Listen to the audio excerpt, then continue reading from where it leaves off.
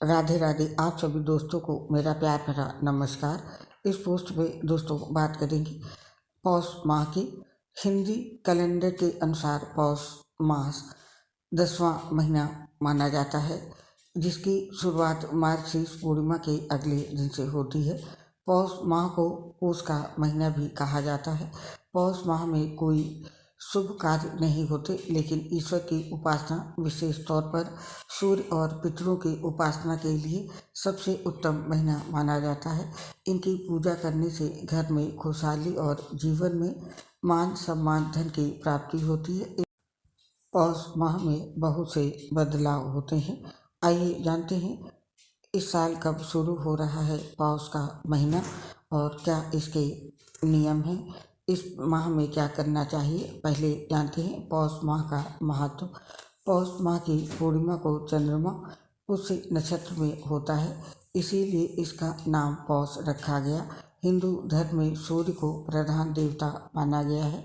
ग्रंथों के अनुसार पौष माह में सूर्य के भव्य स्वरूप की पूजा करनी चाहिए। शास्त्रों में ऐश्वर्य, धर्म, यश, श्री, ज्ञान और वैराग्य को ही भक्त कहा गया है और इनसे युक्त को ही भगवान माना गया है। ग्रंथों में बताया गया है कि पौष माह में भगवान भास्कर 11,000 किरणों के साथ तपकर सर्दी से राहत देते हैं। मान्यता है कि पौष महीने में सूर्य पूजा से सेहत अच्छी रहती है और उम्र भी बढ़ती है। आइए जानते हैं इस साल कब से शुरू होगा पौष माह और कब समाप्त होगा। वैदिक पंचांग के अनुसार इस साल पौष महीना 27 दिसंबर से शुरू होकर साल 2024 में 25 जनवरी को समाप्त होगा। इस महीनों को छोटा पितृपक्ष भी कहते हैं। ऐसी मान्यता है कि पितृपक्ष की तरह इस माह भी पूर्वजों के लिए खास पूजा की जाती है। पिंडदान, तर्पण और श्राद्ध किया जाता है, जिससे पितरों और घर के पूर्वजों के आशीर्वाद की प्राप्ति होती है। और अब जानते हैं आदित्य पुराण के अनुसार पौष माह में हमें शुभ फल किन कामों से मिलता है। आदित्य पुराण के अनुसार पौष माह में रोजाना तांबे के बर्तन में शुद्ध जल, लाल चंदन और लाल रंग के फूल डालकर ओम सूर्याय नमः मंत्र का जाप करते हुए अर्घ्य देना चाहिए। मान्यता है इससे गंभीर बीमारियां दूर रहती हैं, व्यक्ति तेजस्वी बनता है।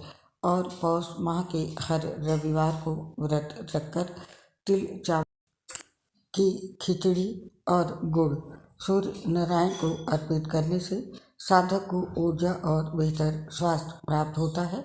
पौष के महीने में अमावस्या, संक्रांति, पूर्णिमा, एकादशी पर विशेषकर पितरों की पूजा करें, श्राद्ध करें। इससे पितृ दोष दूर होता है, काल सर्प दोष से छुटकारा मिलता है, तमाम बाधाओं का नाश होता है। और इस महीने में लाल और पीले रंग के वस्त्र भाग्य में वृद्धि करते हैं। कपूर की धूप या सुगंध लेने से स्वास्थ्य बेहतर रहता है। और अब जानते हैं इस महीने में हमें किन चीज़ों का सेवन करना चाहिए और किन चीज़ों को नहीं खाना चाहिए। पौष के महीने में खान पान को लेकर भी काफ़ी सावधानी बरतनी पड़ती है। इस महीने में मेवे और स्निग्ध चीज़ों का इस्तेमाल करने के लिए कहा जाता है। पौष के महीने में चीनी की बजाय गुड़ का सेवन करें। अजवाइन, लौंग और अदरक का सेवन लाभकारी होता है। गेहूँ, चावल और जौ का सेवन करना भी अच्छा रहता है। इसके साथ ही पौष के महीने में आपको खाने में सेंधा नमक का इस्तेमाल करना चाहिए। तिल का सेवन करने से भी आपको स्वास्थ्य लाभ मिलता है। और अब जान लेते हैं इस माह में हमें कौन सी चीज़ें नहीं खानी चाहिए। इस महीने में ठंडे पानी का प्रयोग, स्नान में गड़बड़ी और अत्यधिक खाना खतरनाक हो सकता है। इस महीने में बहुत ज़्यादा तेल घी का प्रयोग भी उत्तम नहीं होगा। इस महीने में तामसिक भोजन करने से बचना चाहिए। तामसिक भोजन को पचाने के लिए बहुत ज़्यादा मेहनत करनी पड़ती है। उड़द या मसूर की दाल से भी परहेज करना चाहिए। मदिरा मांस के निषेध के अलावा बैंगन, फूल गोभी और मूली का भी कम सेवन करना चाहिए। आइए अब जानते हैं पौष माह में हमें कौन से शुभ कार्य करने की मनाही होती है। मकर संक्रांति से खरमास की समाप्ति होती है। खरमास के दौरान हिंदू जगत में कोई भी धार्मिक कृत्य और शुभ मांगलिक कार्य नहीं किए जाते हैं। पौष माह में विवाह चर्चा या विवाह से जुड़े कार्यक्रम करने के लिए शुभ नहीं माना जाता है। इसके अलावा गृह प्रवेश, भूमि पूजन, हवन, गृह प्रवेश, व्यापार मुहूर्त, देव पूजन, मुंडन और जनेऊ संस्कार जैसे कार्यों पर भी रोक लग जाती है। इसलिए इस महीने में इस तरह के कोई भी शुभ कार्य नहीं करने चाहिए।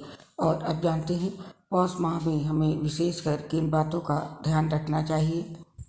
जो जातक इस मास में सूर्य देव की नियमित उपासना करते हैं उनके जीवन में स्वस्थता की तथा संपन्नता की कभी कोई कमी नहीं रहती है। मगर क्योंकि इस मास को अशुभ माना जाता है इसीलिए इस दौरान कुछ खास बातों का ध्यान रखना भी आवश्यक होता है। आइए जानते हैं शास्त्रों में इस माह में किन बातों का ख्याल रखना अधिक आवश्यक बताया गया है। धार्मिक मान्यताओं के अनुसार इस मास में जातक को अरहर की दाल और चावल से बनी खिचड़ी में शुद्ध देसी घी मिलाकर उसका दान करना चाहिए। कहा जाता है इस उपाय को करने से जातक को लाभ प्राप्त होता है और हर व्यक्ति को इस बात का खास ख्याल रखना चाहिए कि इस दौरान किसी भी नए काम की शुरुआत ना करें।